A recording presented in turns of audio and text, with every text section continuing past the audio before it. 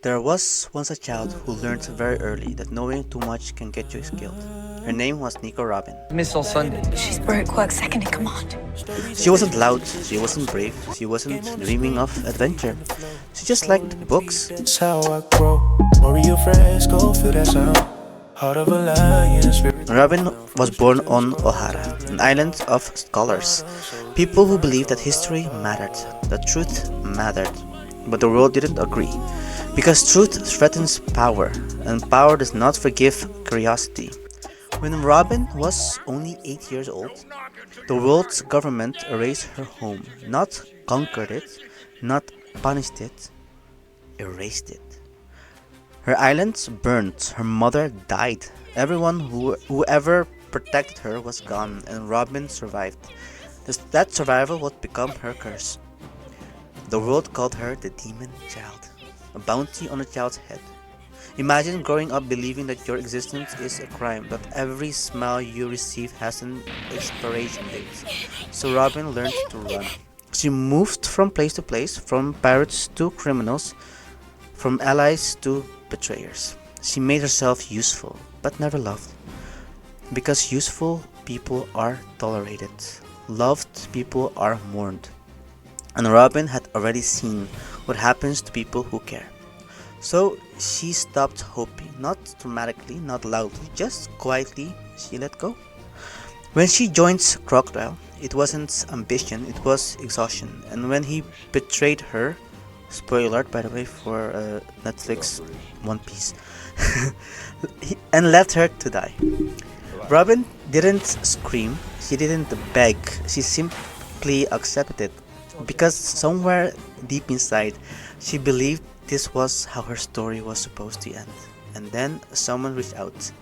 Monkey D. Luffy, a boy who didn't ask about her past, didn't care about her sins, didn't fear her knowledge. He saved her. Without needing a reason, and Robin didn't understand that, she joined the Straw Hats. The way someone steps into a warm room while still keeping their coat on. She laughed, but quietly. She smiled, but carefully. She was waiting, because surely they would abandon her, too. Then the world came for her again. Enies Lobby. The government demanded her life in exchange for the crew's safety, so Robin did what she had always done. She left to protect them from herself. But this time, the story changed. Instead of letting her go, they declared war on the world for her. Not for history, not for secrets, not for power, but because her life mattered.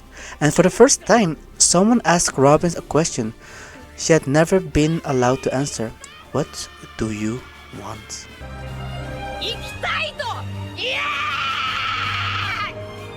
Her voice broke, not because she was weak, but because she had never said it out loud.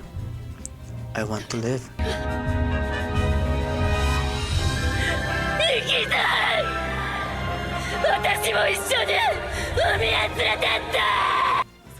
That moment wasn't bravery, it was permission. Permission to exist, permission to hope, permission to take up space. After that, Robin changed slowly. She laughed without fear, she teased, she stayed. She stopped running from her past and started carrying it with purpose. During the time skip, she chose to stand with revolutionaries, people who fought oppression, people who believed that truth was meant to free, not destroy. And in Wano, when the world once again called her a demon, Robin didn't flinch. She embraced it. She fought, not to survive, but to protect, because she finally understood something. What the world tried to erase was never a curse. It was a calling.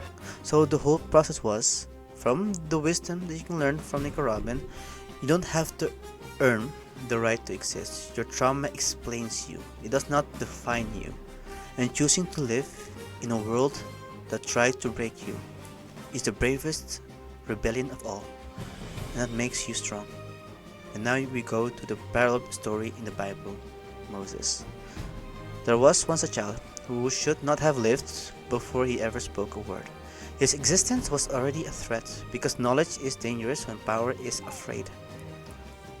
His name was Moses. He was born at a time when truth was hunted. A ruler feared that other people were remembering who they were, so he ordered their children killed. Moses survived, not because he was strong, but because someone refused to let the story end early.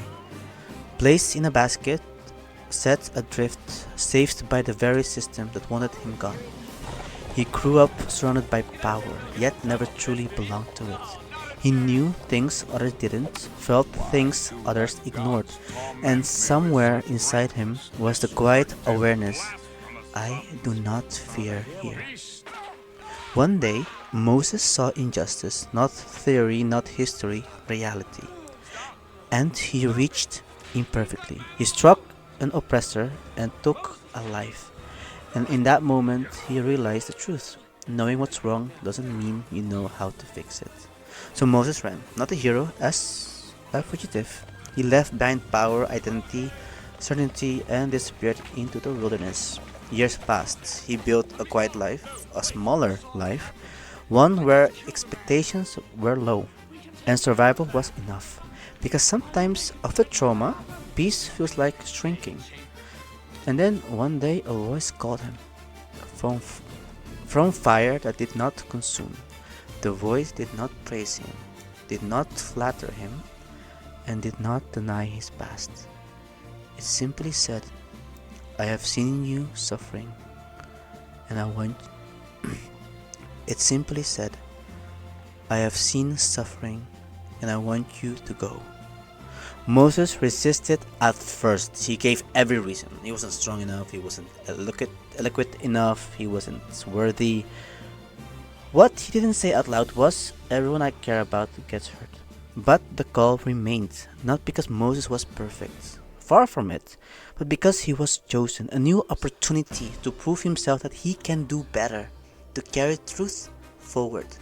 So he returned to the place of his fear, not with a sword, but with words, and the world pushed back quite hard. Freedom was not instant, it was messy, costly, full of doubt and resistance. People questioned him, blamed him, wanted to turn back. Truth is heavy and leaders carry it, whether they want it or not. At the edge of the sea, with no way forward and no way back, Moses stood between destruction and possibility, and the waters opened, not because he was fearless, but because he kept walking. Even after liberation, the journey wasn't over. Moses climbed the mountain alone. There he received something sacred, not power, not control, but responsibility, and yet even then, he would never fully enter the land he led others to. Some stories are not about arrival, they are about making sure others can live. And the wisdom hidden in Moses is that surviving what should have destroyed you does not mean you are cursed. Sometimes it means you are carrying something the world is not ready for. Running does not erase calling, and choosing life again and again is an act of faith. So, the first wisdom that we can learn from both Nico Robin and Moses is survival is not a curse, it's responsibility. Moses survived infancy, and others do not. Both grew up believing their survival is a burden. At first they ask, why am I still here? Later they learn, I'm still here for a reason. The wisdom is, survival does not mean you are guilty. It means your story isn't finished yet. And how to practice in your life, stop apologizing for still being here when others failed or fell. When guilt shows up, reframe it. Don't think I don't deserve this. Think I survived, what can I do with it? Use your experience, pain included, to help one person today. Listen, guide, warn, or protect. Every morning ask, what responsibility does my survival give me today? Second wisdom, truth is heavy. Don't carry it alone. The parallel, Robin carries forbidden history that isolates her. Moses carries divine law that overwhelmed him. Both break when they try to bear truth alone. They only move forward when Robin accepts the straw hats. Moses accepts help from Aaron the elders, unity from his sister. The wisdom is truth without community becomes despair. Truth shared becomes wisdom. And how to practice in your life: stop being the strong silent one. Share what you carry with one trusted friend, a journal, a prayer or reflection. Learn the difference between withholding, self-protection, isolating, self-destruction. If something feels too heavy, it's probably not meant to be carried alone.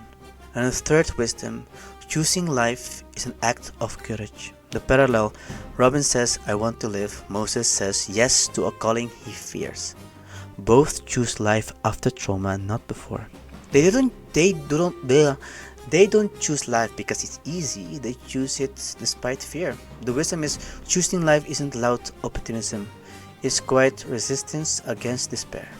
And how to practice in your life: when you feel numb or tired, don't aim for grades. Aim for one life-affirming choice.